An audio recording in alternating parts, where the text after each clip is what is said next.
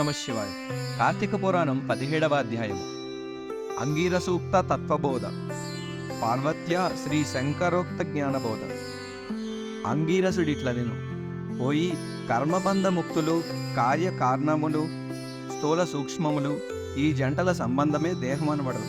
నీవడిగిన ఈ విషయము పూర్వమందు కైలాస పర్వతమున పార్వతికి శంకరుడు చెప్పను. దానిని ఇప్పుడు నీకు చెప్పెదను. ఇతర చింతను మాని వినుము. నీవడిగిన ప్రశ్నకు సమాధానము చెప్పెదను వినుము.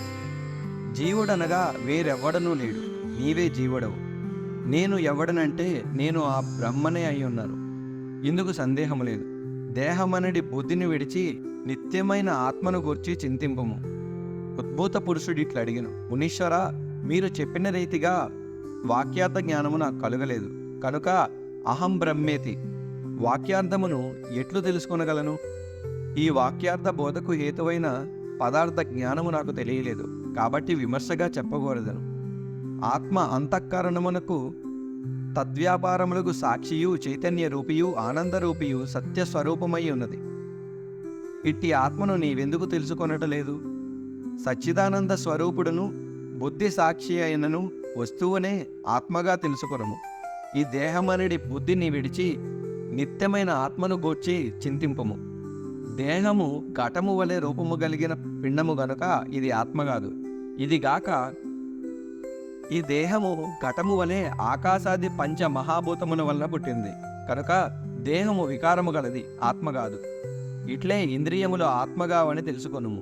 అట్లే మనస్సులు బుద్ధి ప్రాణములు ఆత్మ వస్తువులు కావు.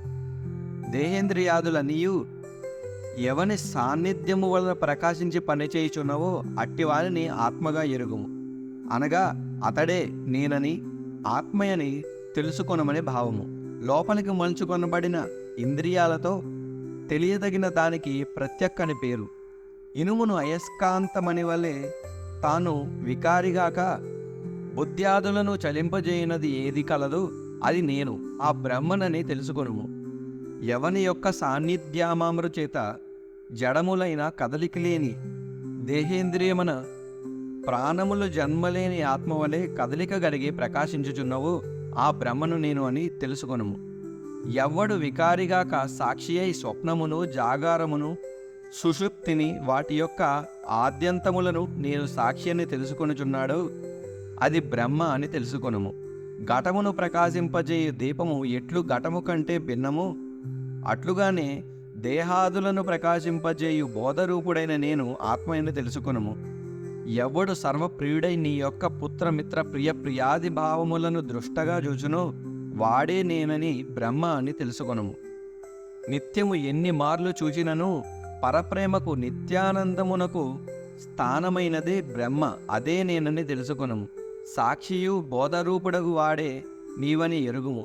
సాక్షిత్వము, జ్ఞాన రూపత్వము అవికారియగుట ఆత్మకే గలవు. దేవేంద్రియ మన ప్రాణాహంకారముల కంటే వేరైన వాడను. పుట్టుట అంటే జనిమత్వ, ఉండుట అంటే అస్తిత్వము, వృద్ధిగతత్వ అంటే పెరుగుట, పరిణామత్వ అంటే పరిణామం చెందుట, కృషించుట, నశించుట, ఈ 6 వికారములు లేనివాడు. వికారములు ఈ 6 భావాలు లేనిది బ్రహ్మ. త్వం పదార్థమును ఇట్లు నిశ్చయించుకొని వ్యాపించు స్వభావము చేత సాక్షాద్విధి ముఖముగాను తచ్చబ్దార్థమును తెలుసుకొనవలేను.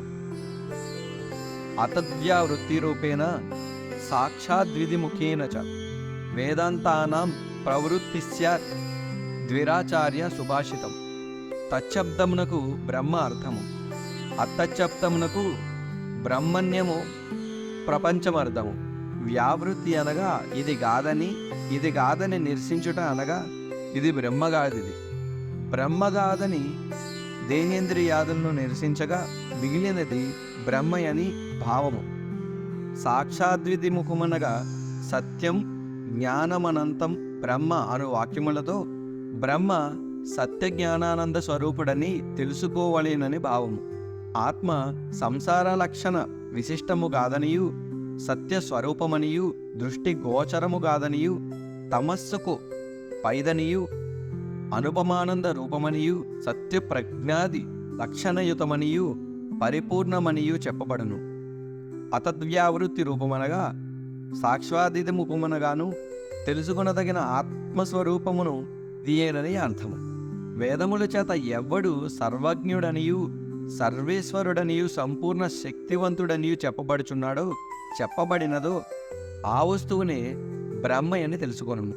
నేనన్నదియు బ్రహ్మయనదియు ఒకే అర్థము కలిగినవి. వేదములందు ఎవ్వనికి తదను ప్రవిశ్య ఇత్యాది వాక్యముల చేత జీవాత్మ రూపము చేత ప్రాణులందు ప్రవేశమును ఆ జీవులందు గురించి నియంతృత్వమున్న చెప్పబడుచున్నదో వాడే బ్రహ్మయని తెలుసుకొనుము. వేదములందు ఎవ్వనికి కర్మఫల ప్రదత్వము జీవకారణ కర్తృత్వము చెప్పబడినదు వాడే బ్రహ్మయని తెలుసుకొనుము. ఈ ప్రకారముగా తత్ త్వం అను పదములు రెండునూ నిశ్చయించబడినవి. తత్ అనగా బ్రహ్మము, త్వం అనగా జీవుడు, అనగా నీవే బ్రహ్మం అనే భావము చెప్పబడినది. ముందు వ్యాఖ్యార్థము చెప్పెదను. వ్యాఖ్యార్థమనగా తత్వం పదములకు ఐకత్వము ఏకత్వము చెప్పబడను. ప్రత్యేగాత్మయే అద్వయానంద రూప పరమాత్మ, పరమాత్మయే ప్రత్యేగాత్మ. ఈ ప్రకారముగా అన్యోన్యతాదాత్మ్యము ఎప్పుడు అనుభవమై కలుగునో అప్పుడే త్వం పదమునకు అర్థము తెలియదు. బ్రహ్మగాథను భ్రాంతి నశించును. తదాత్మ్యమనగా అదియే ఇది అని అర్థము, అనగా ఐక్యము. తత్వమసి అనగా తత్ త్వం అసి. ఈ వాక్యమునకు అర్థము తదాత్మ్యము చెప్పవలెను. అప్పుడు వాచ్యార్థములైన ఇంచిజ్ఞత్వ సర్వజ్ఞత్వ విశిష్టులైన జీవేశ్వరులు వదిలి ముఖ్యార్థములైన జ్ఞత్వము పరబ్రహ్మము గ్రహించిన ఎడల తదాత్మ్యము సిద్ధించును.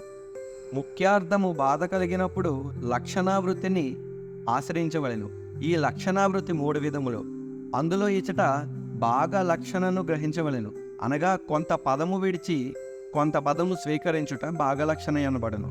తత్వమసి యందు సర్వజ్ఞత్వ కించిజ్ఞత్వములను వదిలి కేవలం జ్ఞానాత్మత్వ మాత్రమునే గ్రహించిన ఎడల అభేద సంభవించును. తత్ అది త్వం నీవు అసి అయితివి, అనగా నీవే బ్రహ్మవైదివని భావము.